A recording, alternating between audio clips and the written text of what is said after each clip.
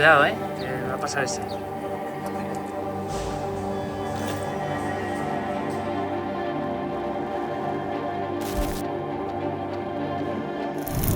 Hi. Yesterday's video was shocking. It is not every day that you hear the story of a dog that has been so abused, so mistreated, that the head was actually separated from the rest of the body. This is called an internal decapitation, and is something that I just never considered that it could happen. But it happens. When something like this happens to humans, 70% of the people die on the spot. There are no statistics in the case of animals, but, well, imagine. This case is really a miracle.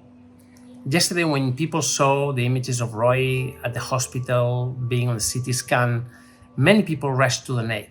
Unfortunately, our website collapsed. Something happened with one of the plugins, technical issue, and many people couldn't donate. If you were one of those people, I will please ask you to do so today. We need you. And if you could donate yesterday, I will please ask you to leave a comment and tell us you donated. People read this and they realize that it's not only them donating, it's not only them helping. It really does help a lot.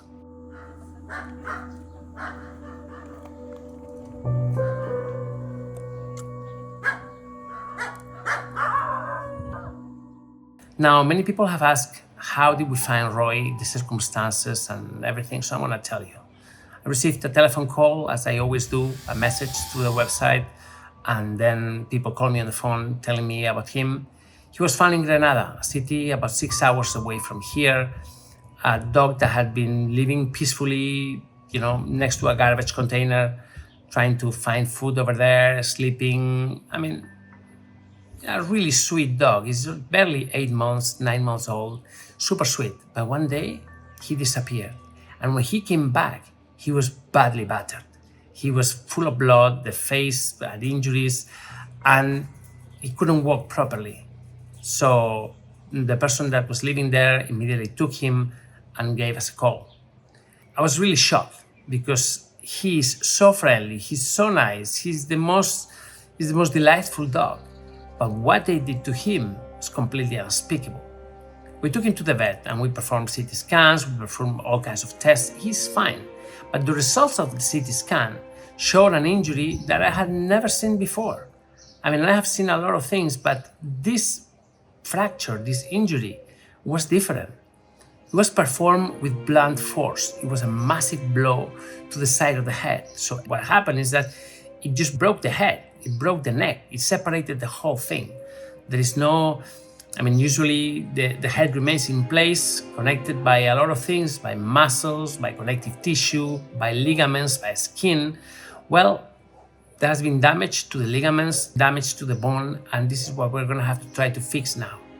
Now, yesterday, when I told you the story, I told you that we need help because we're going to fix this.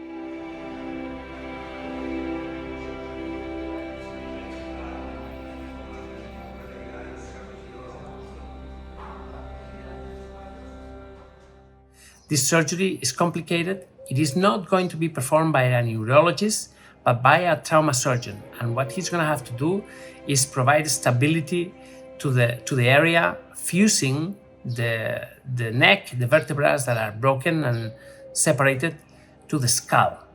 It is not an easy surgery, let me tell you, and it's not a surgery that happens regularly because these cases are very, very rare. But let me tell you something about Roy. And maybe that's going to convince you to donate because he does deserve to live. I mean, regardless of how his character was, he deserves some help. I mean, we didn't do this to him, but humans did that to him, human beings.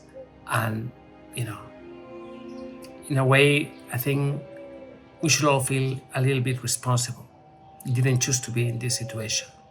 Anyway, Roy is super sweet, super playful. I mean, he is just delightful. He's at the hospital and he's just wagging the tail, greeting every other dog that passes. I mean, he just wants to play. It's unbelievable. But right now, for him to move is dangerous. I mean, his head is basically hanging from a thread. We need to stabilize this as soon as possible.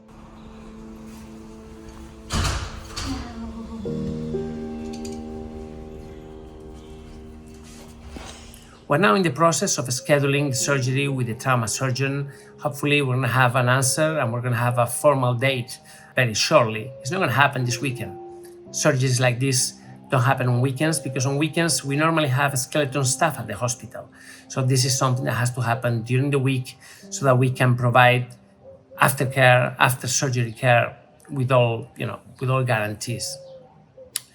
So I'm here reminding you about his case. A dog that has been severely abused, a dog that has absolutely